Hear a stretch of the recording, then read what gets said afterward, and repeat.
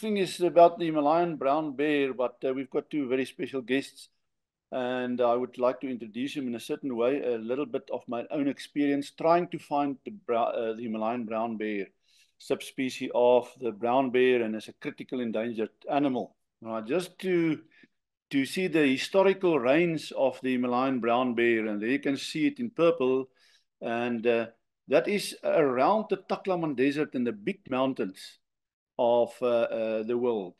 There you can see it. It's the Himalayas, the big one. You can see the curve there, and then the white area there, the Karakoram Mountains, and just to the west of that, left, is the Hindu Kush, and then to the top is the Pamirs, and then Tin Shal, and then the Kokshal Mountains. That is the biggest mountain ranges in the world, and that's where you find the Himalayan brown bear. So this is my quest to see them. And first I visit this area in Kyrgyzstan. That's the Kokshal 2. That's their northern range. We did some climbing there, couldn't find the bears. This is on the border with China. And you can see on this side, it's all hunting camps. And the big problem there for the bears is overhunting. There's possibly some bears on the China side, but on the Kyrgyzstan side, it's nothing left. So if you take out the northern part, then historical range, you don't find them there anymore. If you look on the eastern side, Bhutan and these places haven't got any more of these bears. So the next place I visit is Nepal. And this is Nepal. There's a few areas that they say you'll find the brown bears. This is the Annapurna Sanctuary. There's no bears left in this area. There's possible some bears left in the northeastern side. Probably less than 20 bears left in Nepal. So the reason for that is if you look at the left-hand slide, there's some fantastic habitat still left. But what is the problem? There's too many people moving into the valleys, and there's just too many people, and they start farming. And in these valleys, for many, many years, these people move in there, and it's just overpopulation by human beings and no bears left. So the next place to go then is to India.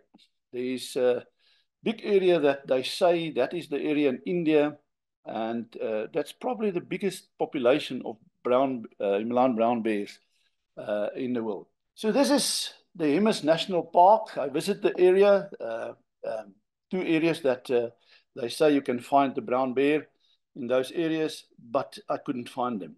If you talk to the people there, the rangers on the ground, they will tell you there's probably 150 left. If you read their literature, they say there's probably 500 to 600 left in India. There's still a lot of snow leopard. You can see at the bottom there, I took a lot of photos of snow leopard, but this is the Stock Valley, known for brown bears previously, but you can see there is just villages moving in. And India is going to lose 73% of its bear habitat in the next 20 years. By the year 2050, we'll lose another, as I said, 73% of bear habitat.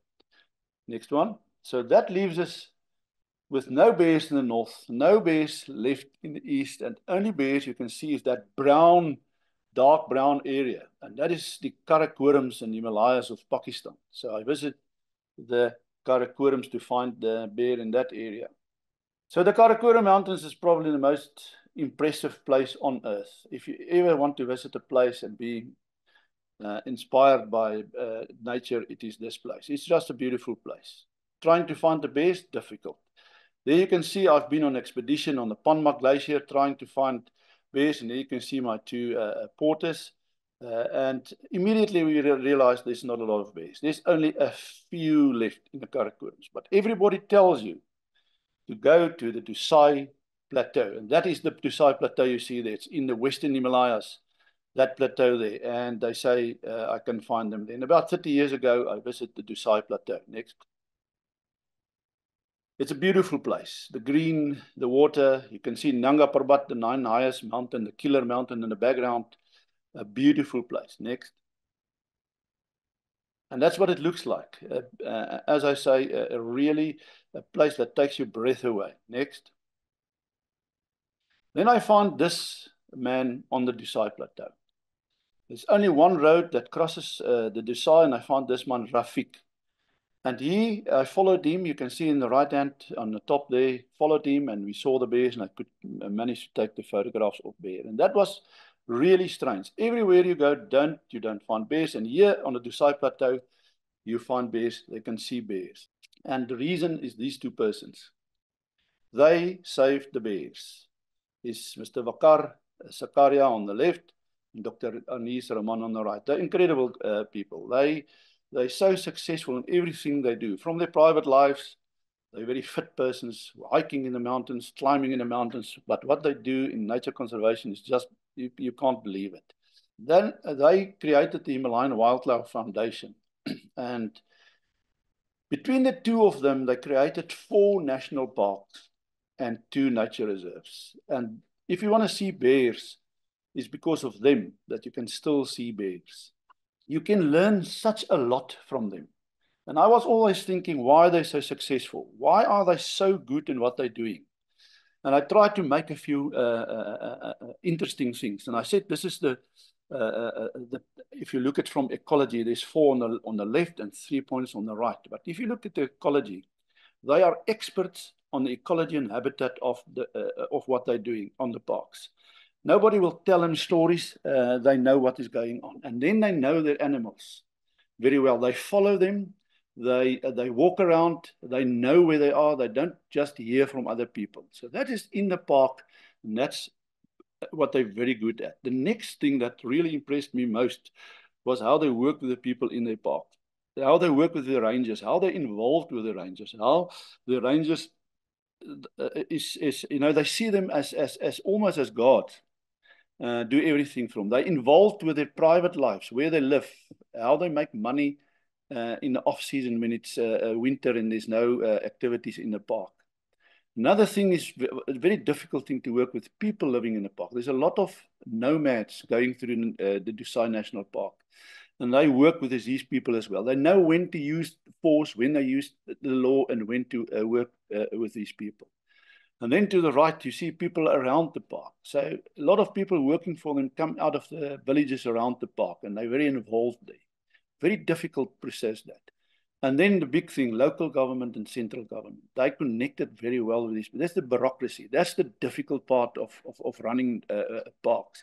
And they're very good at that. They're well connected even to the Minister of Environmental Issues. So if you look at that, it's only ecology and animals that's to do with nature. The rest is all working with people. So if you want to create parks and you want to do something for nature conservation, you actually work with people.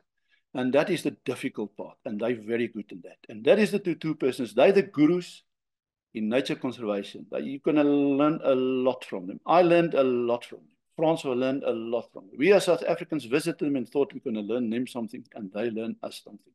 And I think you're going to enjoy them. Ask them questions. They're really the gurus of nature conservation in Pakistan. Yes, thank you, Willem and Francois. I'll just request you to change the slides as we go.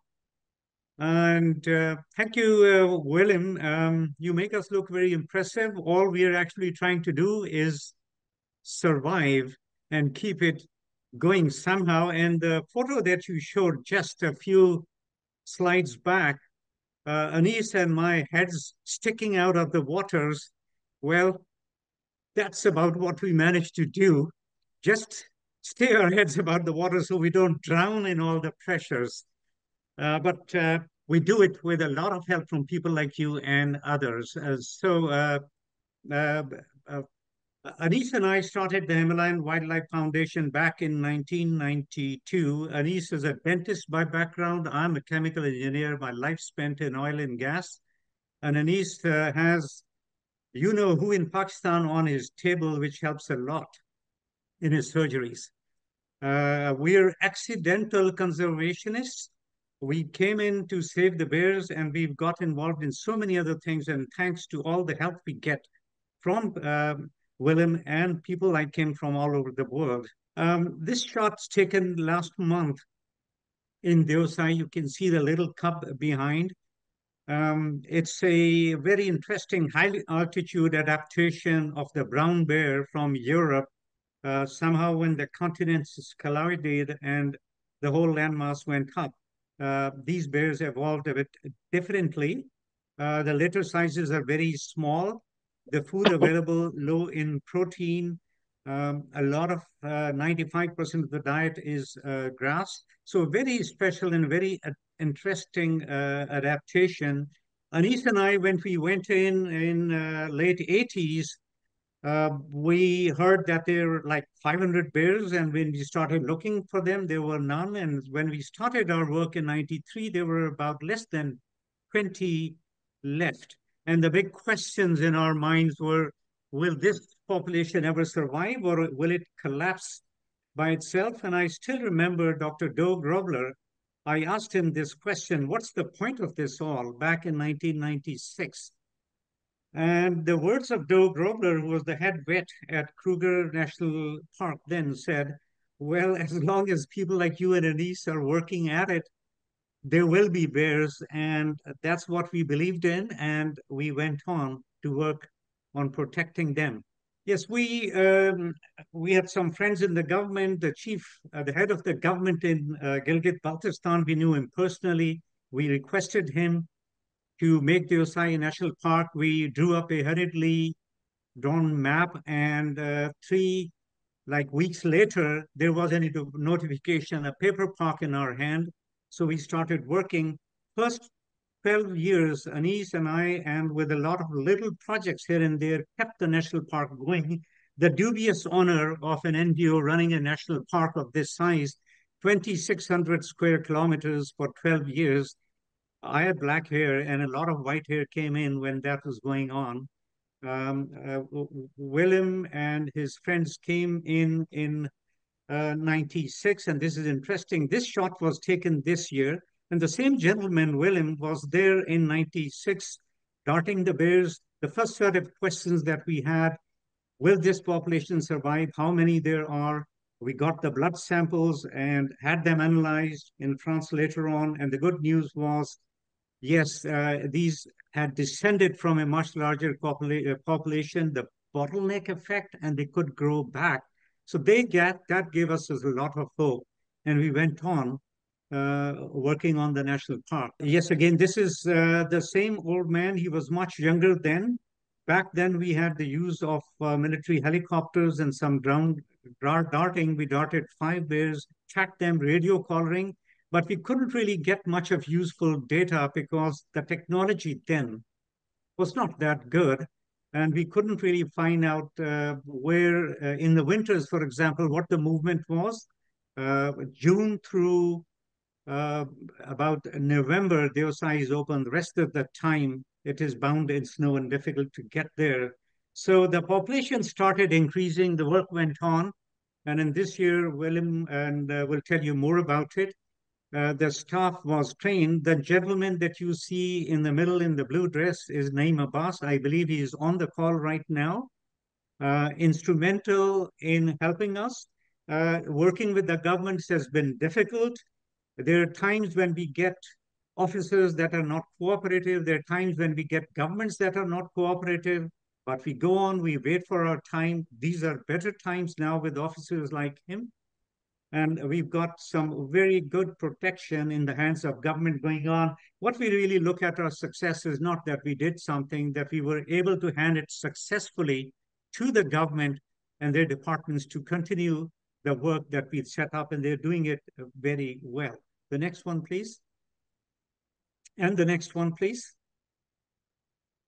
And these are some, I believe Willem will talk more about it. The data that came in this year, this is like a dream come true for us. We can sit in Islamabad and find out where the satellite collars installed are, where the bears are moving. We can now be very careful about not disturbing them. We're also setting up programs for watching the bears, staying at a safe distance, and learning much more about their behavior and movements.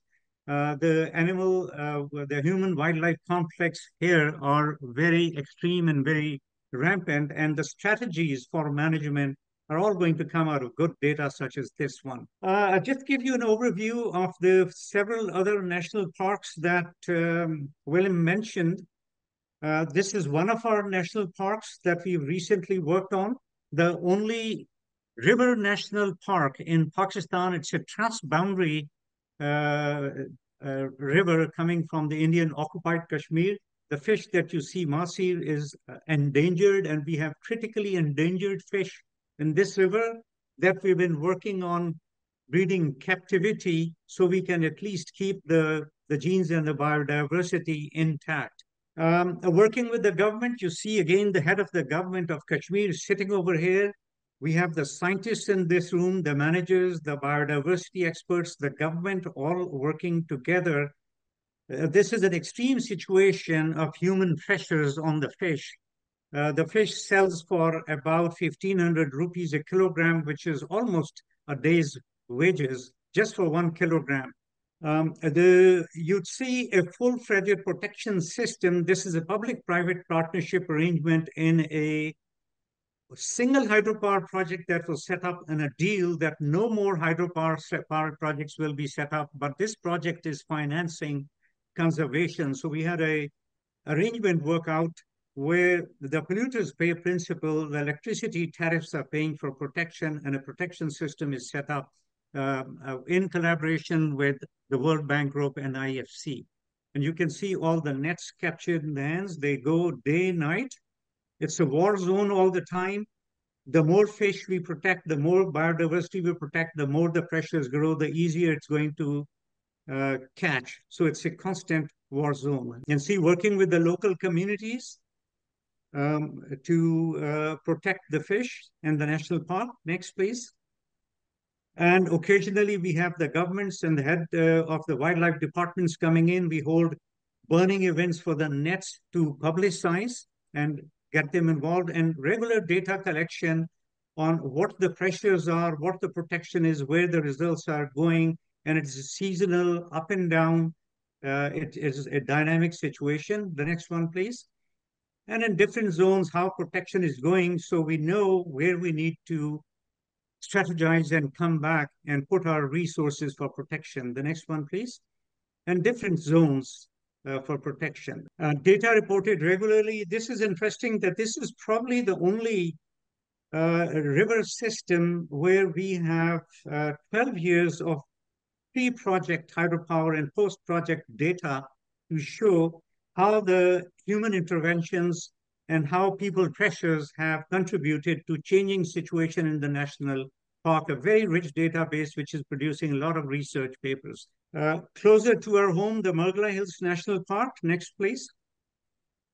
Anis was the first chairman of the board, and later on we have another chairperson, and I've been part of the both boards. This is a leopard habitat, and we have the same problem as we had with the bears. Every year, 5 to 10 leopards are killed in the hills. So they seem to be aggregating at this place where we're offering protection for the leopards. So it's slowly actually becoming a wildlife sanctuary for the leopards. Next, please.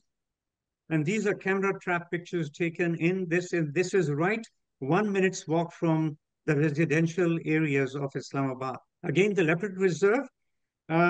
We have recently also, we've set up a rescue and rehab center for animals. There are 10 black bears over there, dancing bears captured from somewhere. And we'd have 2 leopard cubs. Somebody killed the mother and we're taking care of them. And we're seeing where we can move them. We recently moved a Bengal tiger to sanctuary in South Africa because we couldn't really put up a home for it over here. Next one, please. A very difficult situation with lots of communities around and a lot of pressure on the forest, constantly capturing people, cutting the wood, working with the local communities and the government at the same time, confiscating their bikes, putting them fines, not killing them so they can make a living, but working out sustainable management systems. Another example of a transboundary situation is protection of Alexandrine parakeets, where Anis has been spearheading this effort, working with the military authorities on our side. Anis, would you like to come in briefly to please take us through this one? Sure. Well, a couple of years ago, we were repeatedly requested by the people who live in this area, which is the border belt between the border belt of Kashmir, which is shared between India and Pakistan, that a lot of parrots are being poached and sold in the market. So we decided to go into this area, which is called Cham on the border.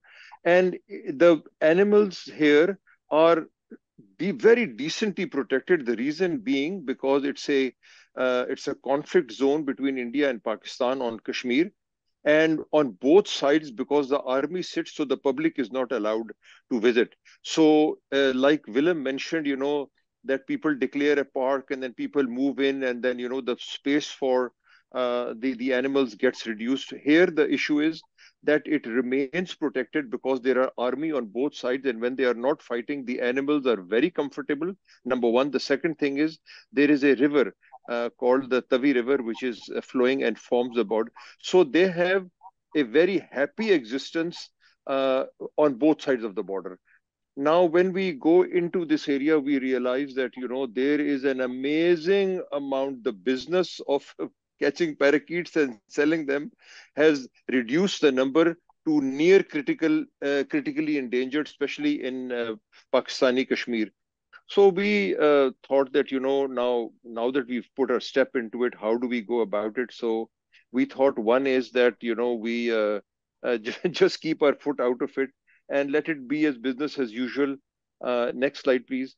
The second choice is that we request the government to completely ban this business.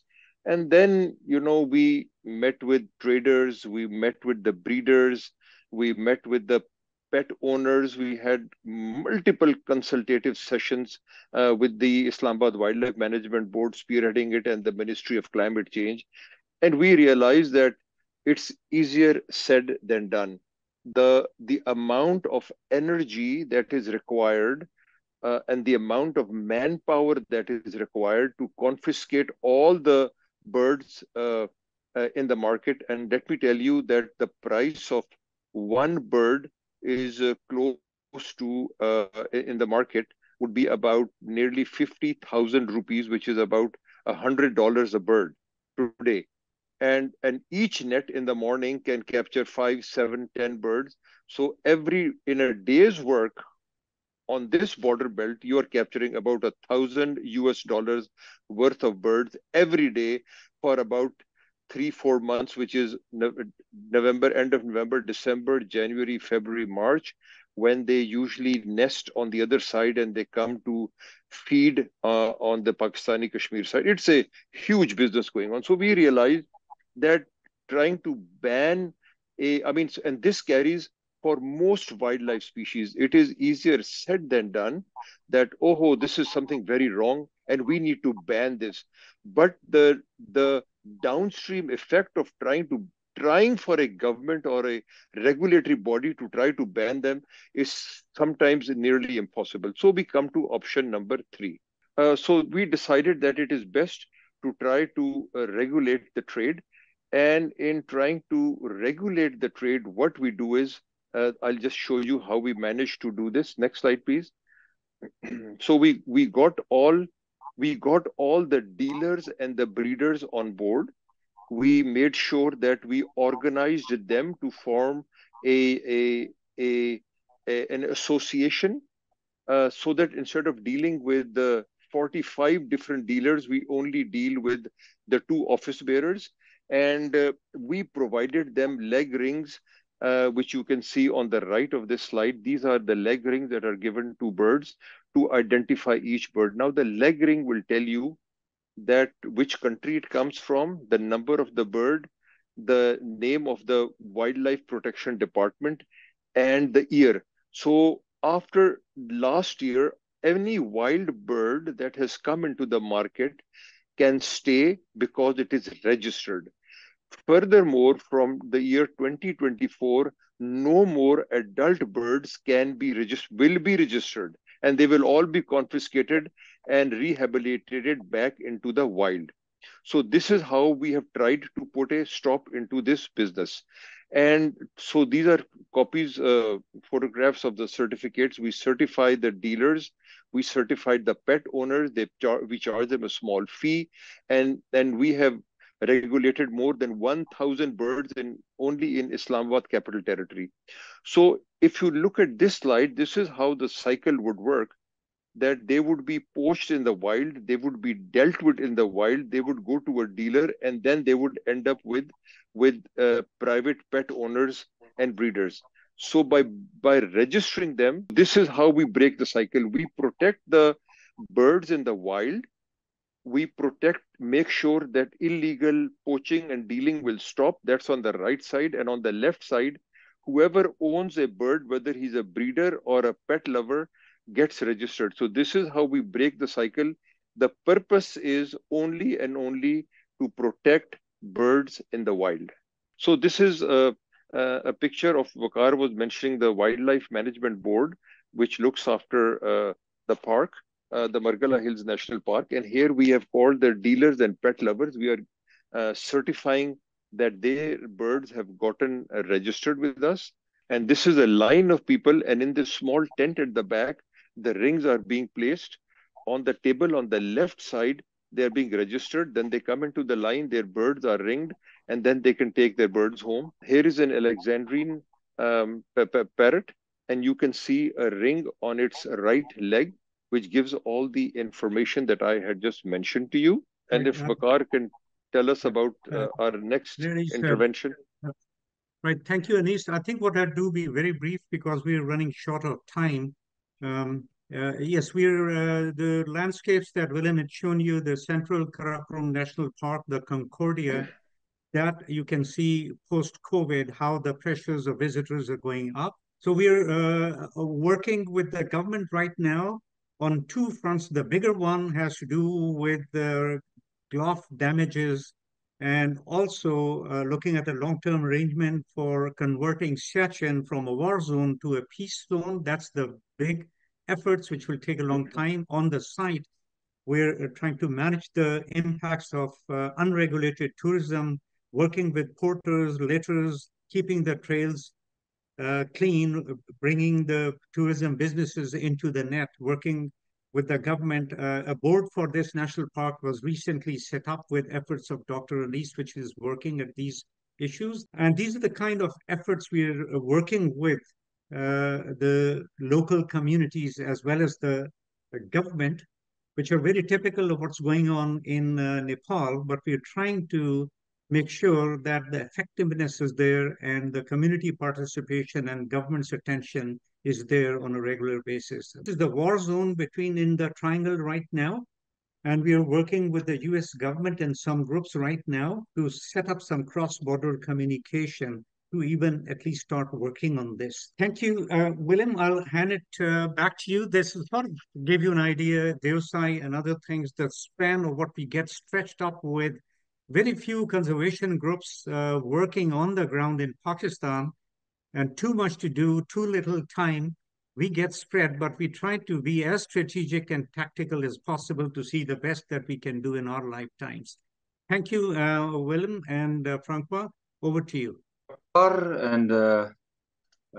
Anis, I think it's good to see the background and all your involvements, and I think the audience can definitely see your influence from ground level up to government level, but definitely bringing a change and not just talk and have meetings, but actually do a lot of things. I don't know if anyone else in the world that can say that they've proclaimed 4 national parks and 2 nature reserves. So I'm just glad to be part of it.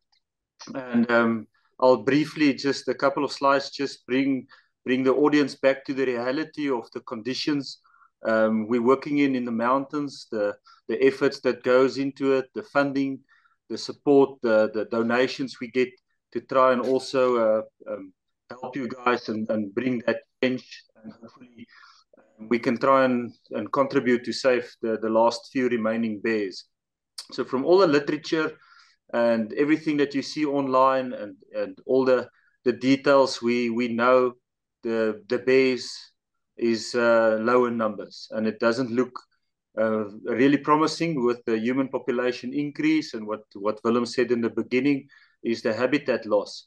So part of the initiative to collaborate and work together is really to try and understand and evaluate the last resources, and how the animals fit into these resources is critical. So last year we've been there twice on different occasions, but last year we went as a team to go and assist. So that's why I think it's good that Dr. Anis and Mr. Vaqar told you a bit about the different parks and the national influence.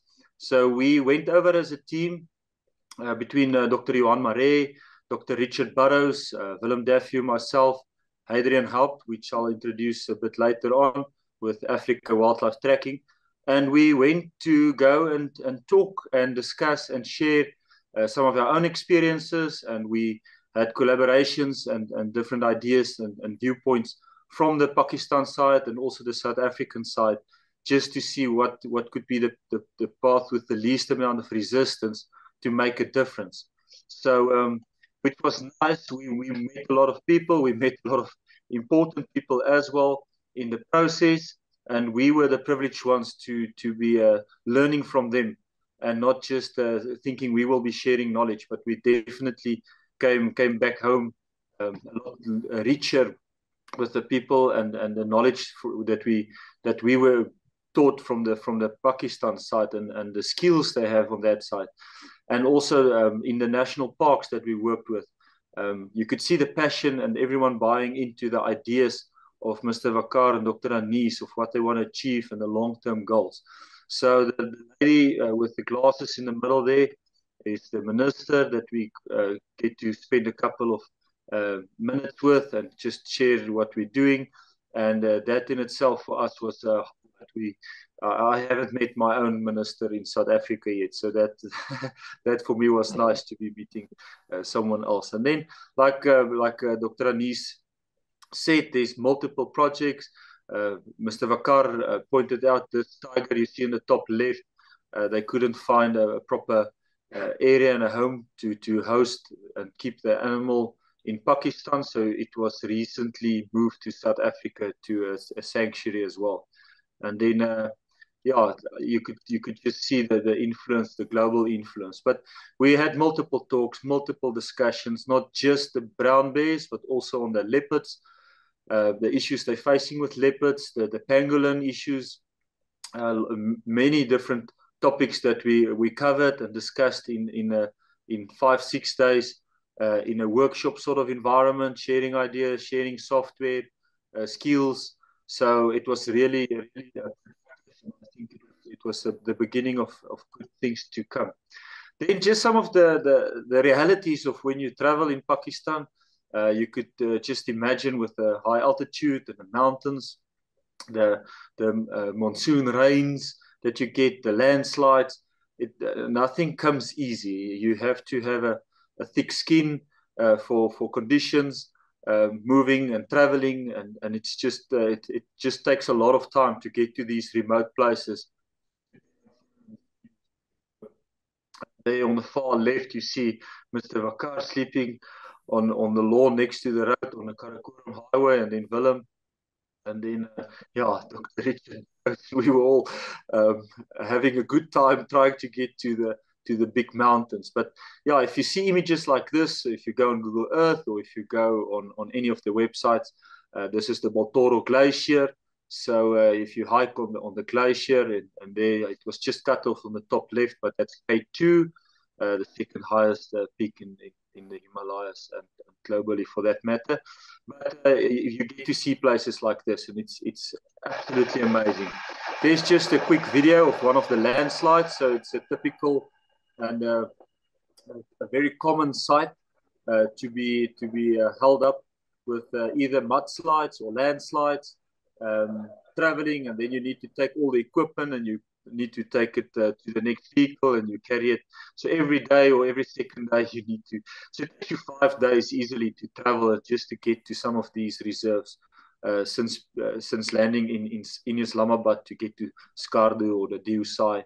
So it does take a bit of time and skill, and there's a lot of good people that know what to do and they travel. And then you need to be brave. That's my wife with Hussein last year, crossing one of the big rivers.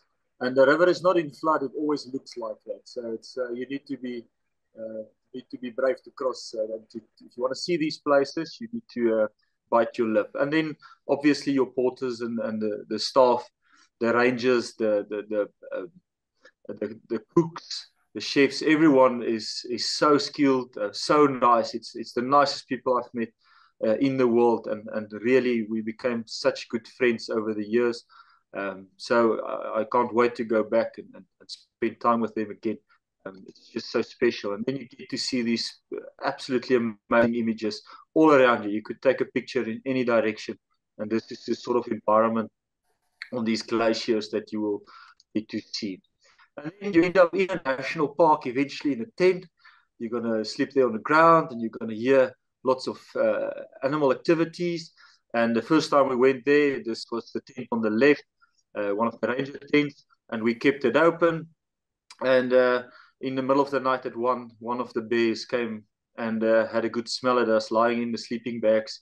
And we couldn't do much. We just had a look at it, and he had a look at us.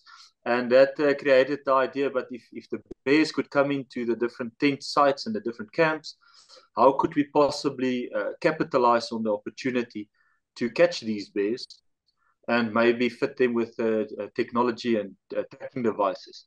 And that's what led to the second opportunity last year when we went over with Dr. Richard Burrows and Dr. Jan Marais and Hadrian, help to go and search for these bears and fit them with the GPS collars. So these are images there on the bottom left. You see the camp there at the bottom. That's where we stayed.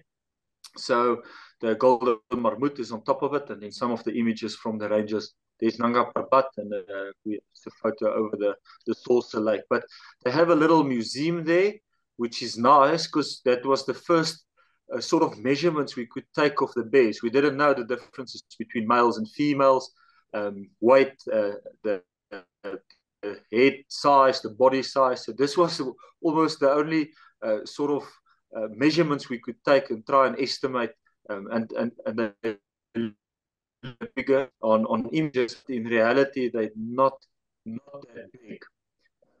So this was the first time we could see them. And Mr. Abbas, we could see so many images and videos send us, so we could more or less estimate. But eventually we had to sit down as the South African members and a lot of the Pakistan members, the rangers and the reserves managers and Mr. Abbas and everyone, and we could sit down and plan it and talk it through and what's the best idea, and everyone could share and the best way going forward. With technology in the past, there was some maps and vegetation maps and density maps of where these animals might move and where we might find them. But it turned out that on that specific event, we were for 2.5 weeks. We searched for these bears, and we were not successful to dart any of these bears. So the photo you see on the right is after we went to the DUSI, and we still had all three the collars in our hands, and we didn't have anything to prove for the hard work and effort we put in. And there on Dr. Willem Daffue's left-hand side, you see me, and on his right-hand side, Mr. Abbas. In the time searching for the bears every day, when we had time, we would do some darting experience for everyone, that they get to feel how to work with the dart guns and the different medicines and the drugs we would use, and how we administer that, and how we would treat the animal once it's down. But yeah, that was in itself, with the altitude and the equipment we had at the time, was quite challenging. But yeah, so we spent a lot of time up in the DUSI planning and working and discussing every day. And then we would have, like on the left, the big picture you see there is we had to use basic things like scales and poles, and how we would measure the skull and the head circumference every time. So everyone would have a certain task once we do catch a bear, what we would do with it, and that proved to be very useful. But along the way, you would collect different kinds of materials and information and scat, and you would lock it on a GPS and locate. burrows where they dug out golden marmots and things like that. So then every day we were searching for these bears. Like every day, the entire day. Sometimes it would rain, sometimes it's cold. But yeah, that was 2 years ago. So you could see the environment there. It looks like open plains, a bit more desert sort of rocky environment. But last year it was quite green and raining. So then you'll see the bottom right is in one of the campsites where Dr. Richard Burrows and Dr. Jan Marais. So the idea was if we could bait the bears or put out bait, they would come in at night and we would have a team and a recovery team and everyone with thermal cameras. And we were waiting for the bears to come in, which didn't happen. So we had to go and track them down during the day in that altitude, and it was raining. And then you would locate with the rangers, you would locate the bears, and then you would hope to get the opportunity to dart them after you would track them down or stalk them for a couple of hours. So the top left photo is Willem Daffue, and I'll show you a video quick of opportunity we had with the bear. Okay, this is just one of the drone images, videos of a bear and a youngster, just to show you just how green it is and from the environment. So there where the arrow is, that's where one of the young females were at that time. And we spent about, yes, I can't remember when Willem, maybe 3-4 hours getting close enough to the animal. So you could see these open plains. At many areas, you had to crawl to get to the animal just to get the opportunity. So luckily, she didn't detect us, and we could get the quick opportunity to try and have an attempt to dart the female. So you'll see now we were downwind, and then yeah, it was you have only one such opportunity, maybe in 2-3 days time, and at that specific instance, the dart itself some of the vegetation or the grasses, and we didn't have any success in it. Then Dr. Willem Daffue went back a month later with the same rangers and Medi and Mr. Abbas's team, and continued with the same procedures, hoping that the bears would come in at night. If they don't come in at night, they would go during the day and search for them. And then there was success, and that's the greatness of the entire story. Is Dr. Willem assisted them to dart the bears, but eventually they did the darting themselves.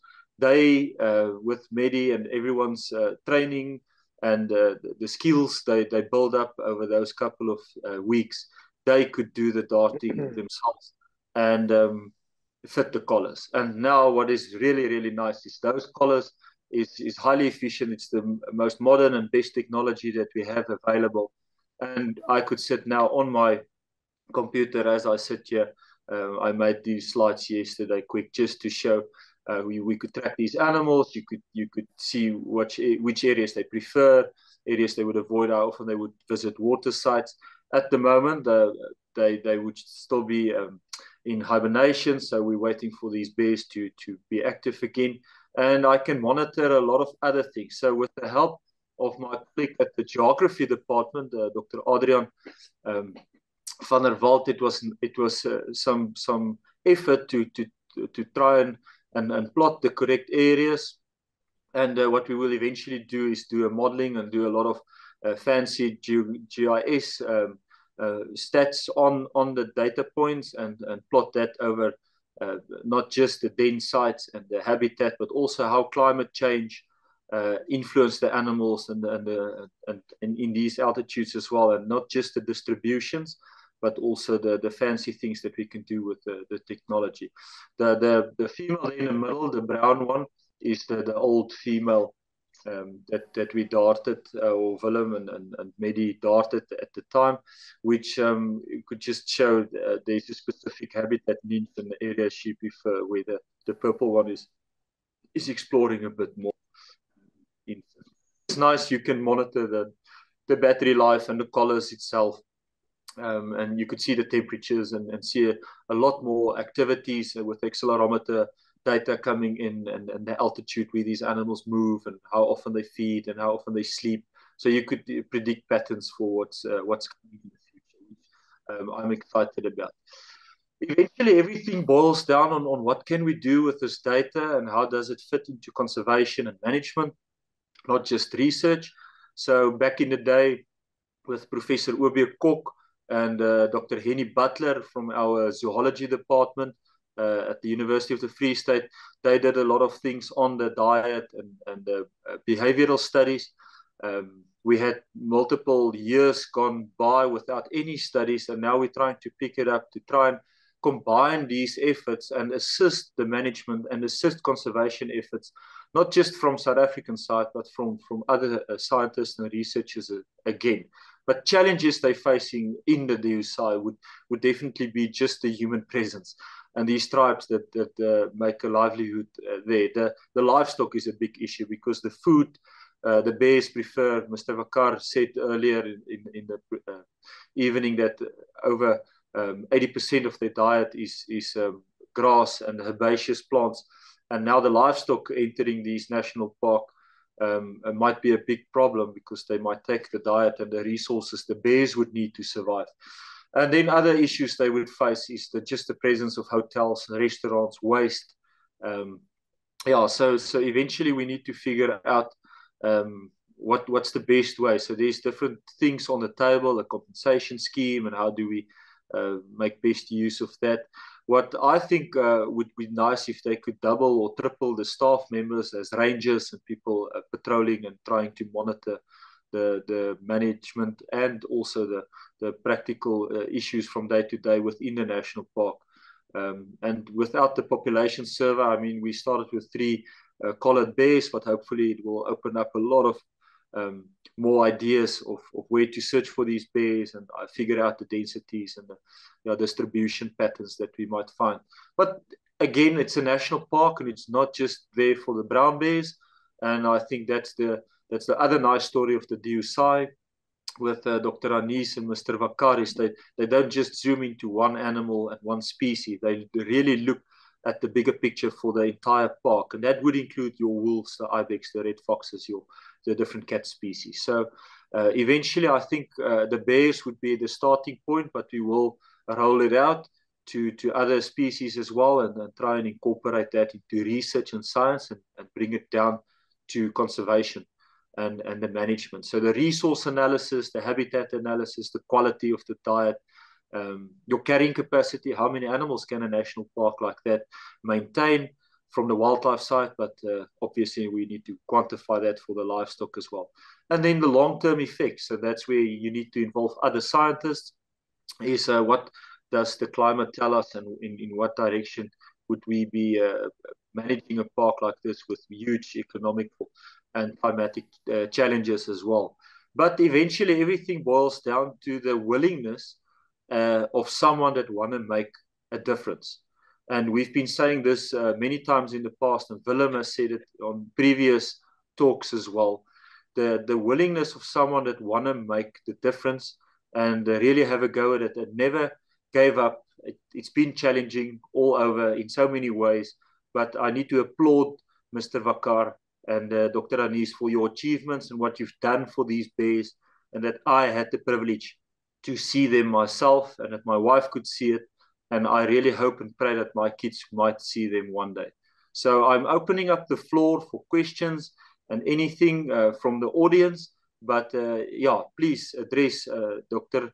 Anis and Mr. Vaqar and ask them for questions and how they see the future on the Himalayan Brown Bear Foundation and the projects they're running. And I just thank everyone for contributing so far. Before we step into the next portion of the evening, I think on behalf of the LCA and our team here, we would just like to, first of all, thank our guests from Pakistan, 2 extraordinary conservationists, not being from the conservation world, one being an engineer, one being a dentist, and then doing these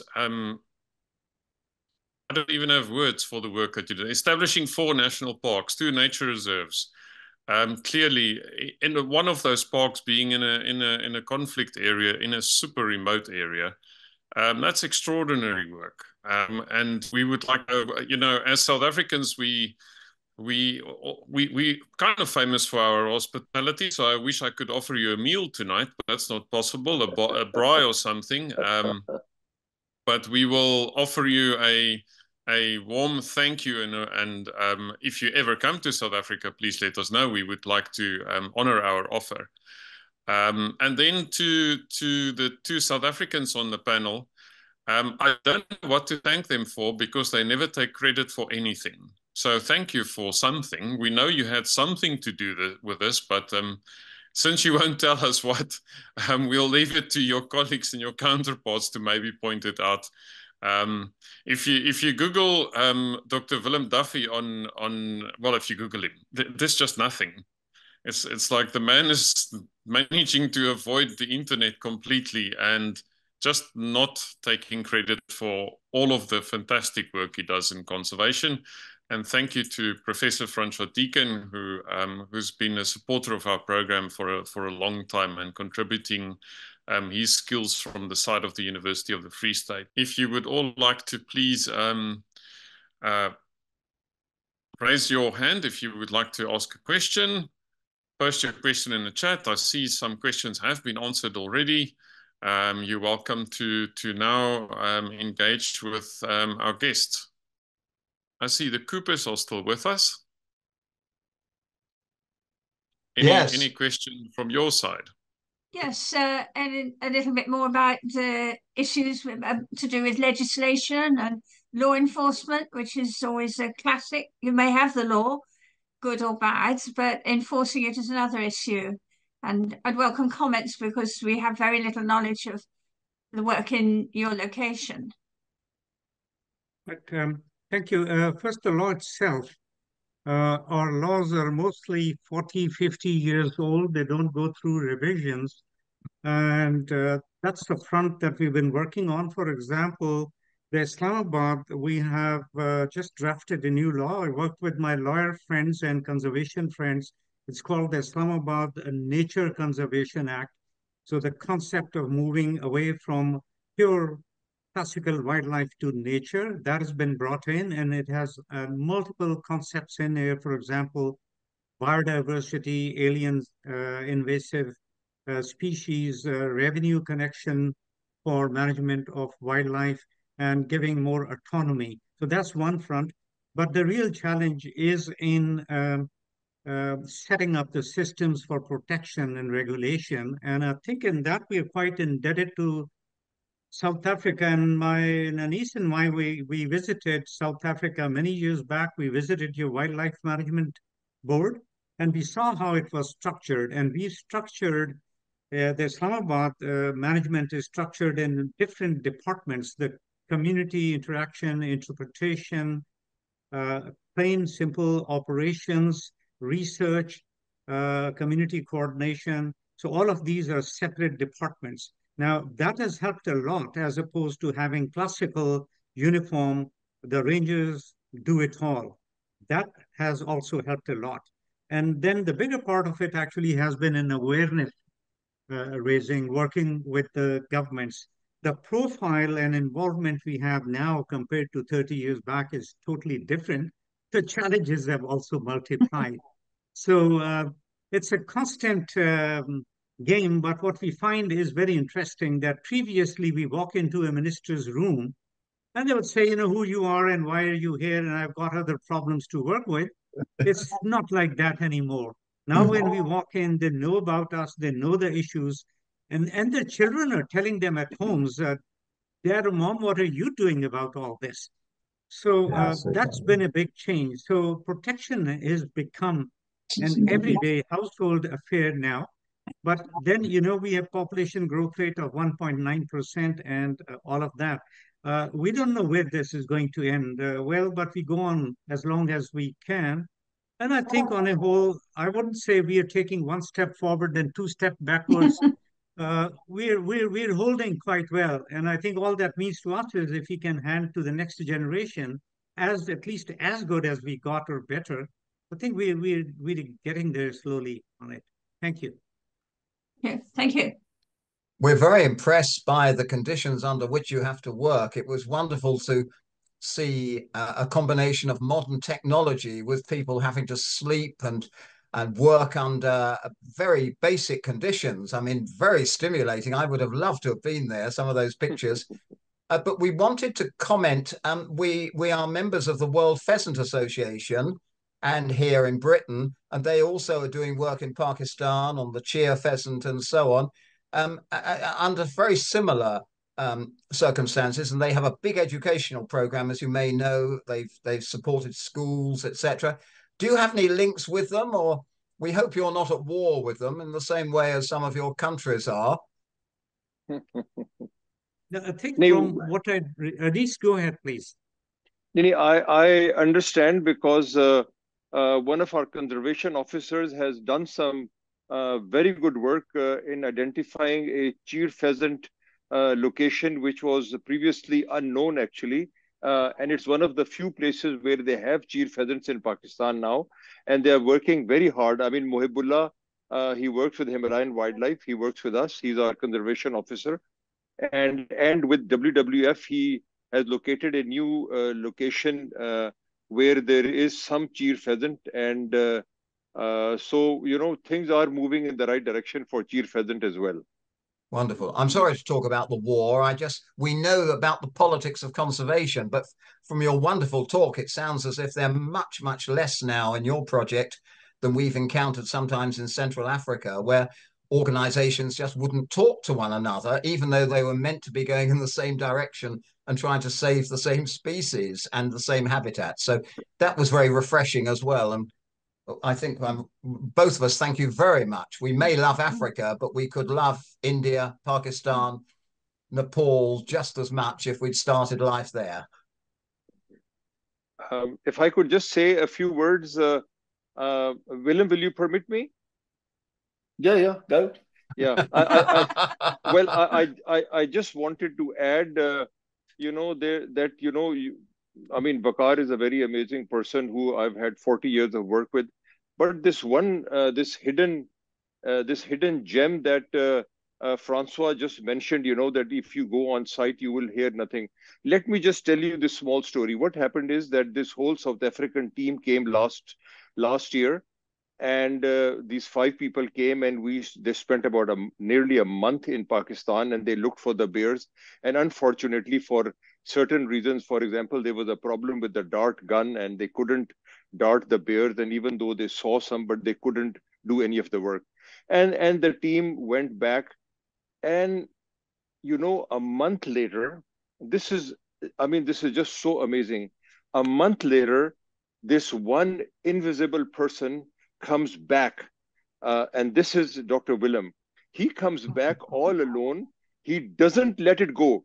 The perseverance of this human being is so amazing that, I mean, I really want to put it on record. He comes back. The whole team comes from South Africa. They spend this time. They go back. The training, everything is finished. He comes back all alone. He carries a gun with him, which is impossible to bring out of South Africa, bring it into Pakistan. He comes all alone. He comes back. He goes up there. And you saw the last picture in which he's all alone. All the South Africans have gone back. He flew back. And then when he's leaving, he can't take the gun back. He misses his flight. There is something so special. There is something so special about this human being that I just had to mention, and that lovely human being is Willem Daffue. Amazing. Absolutely amazing human being. He is, of course, a South African veterinarian, and they're always telling me they're the best veterinarians in the world. I don't agree with them, of course. I think they're second best. But what you've just done is a wonderful accolade. And may I say, Dr. Willem, we are proud of you here in Britain, and I'm proud of you as a fellow veterinarian, even if I do look terribly old. But I must just maybe come here, Anis, I must maybe just finish the story. I just want to say, when we are on the Dusai and I worked with Mehdi and Abbas, at one stage I was of the opinion that we should not dart the bear in the night because we're going to lose them. And then they start talking to me, Mr. Abbas and Mehdi, and say, you are wrong. We can dart them in the night. And if you want to be successful, you should take chances. And I thought not. And they were right in the end. Yeah. They did it by themselves in the night. So I can't take the credit for everything. I must give it to Mr. Abbas and Mary because they know more than I do. Thank you for the beautiful stories. Wonderful the way you're working with local colleagues and so on. It's so important, isn't it, when there are such terrible things happening in the world. I heard you in your Afrikaans talking about United States and England and Israel and so on. Terrible things are going on. And it's just so nice, I would suggest, Johan, that conservation and nature bring people together of different races and religions and so on. Yeah, at its best, it does. So that is a wonderful insight and conclusion. And with that, I'm going to bring in a Canadian, Dr. Emlyn Koster. Before I do that, I would just like to acknowledge the students from Tshwane University of Technology who are in the spirit of the cold Himalaya, joining us from a very cold town called Leidenburg in their tents, where they are on one of their university training expeditions that will end in the Kruger National Park. And they are sitting in their tents and they sharing phones, and that way they are participating tonight. So, hello, Cheryl. Good to see you. So that's her call. She's the call. And with that, Emlyn, over to you. Thank you, Johan. I feel a little guilty taking the conversation in a geological direction after all this fantastic storytelling and courage in field work, but permit me just to go there, because one of the comments that was made early in the presentation, which I just wanted to circle back on and check whether I heard it correctly, was that some of the dispersed habitats of the Himalayan brown bear, if I understood correctly, is because of separation of habitats as the Tibetan Himalaya area was uplifted tectonically. I don't know, as a geologist, I should know more than I do about how long big brown bears like the grizzly and Kodiak of North America and the Himalayan brown bear of Asia and the European brown bear of Eastern Europe. I don't know those related details, but I'd be fascinated to hear about whether any of the speakers know about the evolution of big brown bears, because certainly in Ice Age times, I gather there was, a particularly large brown bear that may have been killed off by early hominids or Homo sapiens or Neanderthals. So anything about that would be fascinating. Offhand, I don't think I'd be able to comment. We have looked at evolution of fish species with the rise of continents and how, as the continent went up, how the spillover on all sides resulted in different subspecies over a period of time. But for the bears, how over the last, let's say, 300 million years, this has happened. So, we're not able to answer that question. One thing I think I know is that these will be able to crossbreed with the European and the Russian bears. But I think beyond that, we really don't have information. But one thing in evolution, that the smaller size of the bears has to do with less oxygen and a different food. That must have happened over a long time. The ability to survive with less animal protein, that must have taken a very long time also. But that's about all I can comment at the moment. So I think it'd be fascinating to look do research on this question. Do you know, if I may ask a supplementary, Johan, do you know whether the North American big brown bear species, the Kodiak in Alaska and the grizzly bear that used to be much more widespread through the United States and the upper plains of the United States and across Canada, do you know what the migration route was and when? Was it before the Ice Age, or was it during the low Bering Straits time? I don't know these answers. Do you? From what I've heard, the connectivity through Alaska Bering Strait was clearly there. And that's where the movement would have happened. And the size of the bears across Siberia and Alaska is not much different at all. But the difference comes the moment we move to the Himalayas, the adaptation suddenly changes to a great degree. I just also would like to acknowledge we have Mr. Abbas on the screen there, and I believe he's one of the park managers of one of the parks that you mentioned. Willem, you can maybe just confirm for me. Yes, he's the man that told me to shoot, and then they shoot the bear in the middle of the night. So he is, yeah, that is him. Welcome. It's good to have you with us. And then I'd also like to acknowledge there's a Mr. Hadreen Haupt. And if any of you have more accomplished titles, I apologize. I'm doing, I have not researched if you are doctor or professor perhaps. But I do believe that Mr. Haupt is an expert in the coloring of the bears. Willem, am I correct? Yeah, he produced. He's the he's making the colors, and he visited with us. He visited Pakistan and also gave lectures.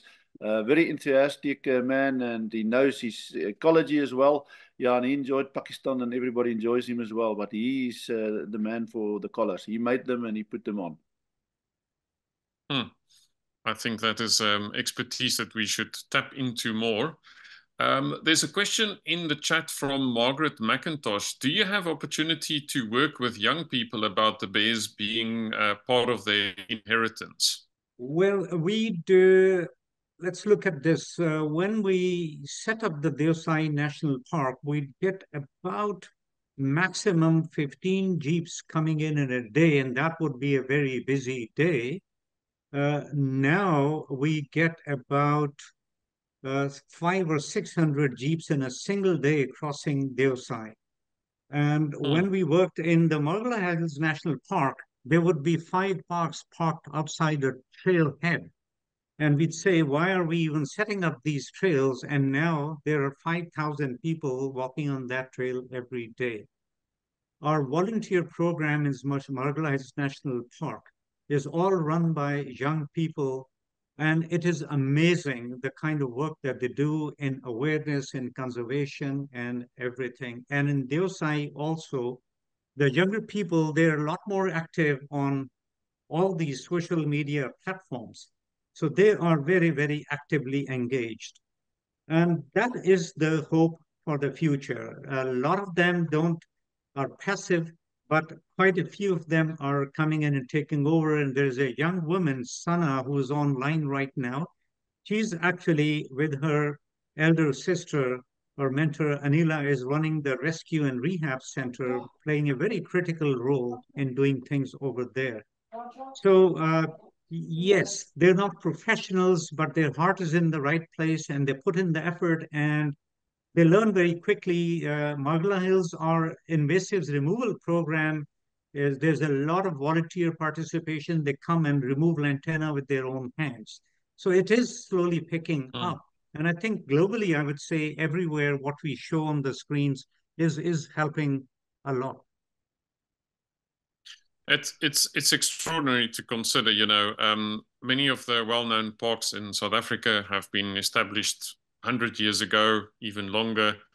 And what you have established in one generation is really remarkable. Francois, I see your screen is on and your hand is up. Yeah, I want to ask Mr. Abbas, just in the Deosai at the moment, how's the snow and how's the expectation of the bears becoming active again? Have you been up to the plateau recently, or is the road still impossible to travel? I hope Mr. Abbas can hear me. Yes, and Francois, I've been in touch with Madi very regularly. The snow came in late. There is about a couple of meters of snow at the entry point from Skardu's side in the national park. So expecting maybe the snow to melt a little later, a team is going up just after Eid to check the conditions. But this late snow has built up quite a bit. So it's going to be a delayed entry by several weeks this year into Deosai. Mr. Abbas, would you like to add to it? Yes, thank you very much. Now the Deosai is full of snow cover. We are hope to enter Deosai after mid of May. It is expected that Deosai will be reopened after mid of May. After that, we will be able to monitor the bear movements. Right now, it is impossible to travel to Deosai because of several meters of snow cover. Wow. That just illustrates the remoteness and the conditions you're working in. Yes. And it is all possible because of the support of Dr. William and Mr. Vaqar Zakaria. It's because of possible that we have been able to put collars on the bear and successfully monitor all activities of bear. And I want to add one more, that we have also put a camera trap in front of denning site of one of the bear. We hope to get good images and videos after reopening of Deosai, and we will share with our experts also. Thank you for their support. Thank you. Thank you for sharing the evening with us. Thank you, everybody. So our guest speakers has been with us for some time already tonight. So if there are no further questions or comments, I think we're going to end the evening here. Thank you once again for your fantastic stories that you shared with us tonight. And we look forward to welcome you back on the 25th of April when we are discussing the issues facing the African penguin. And I hope that we will find the same extraordinary people. Well, there are already the same extraordinary people involved trying to save the penguin. But they will certainly also need all the help that they can get. So please join us for that. Thank you. Thank you very much, everybody. Thank you. Have a great evening. Thank you. Thanks, Johan and Marit and everybody else. Thank you.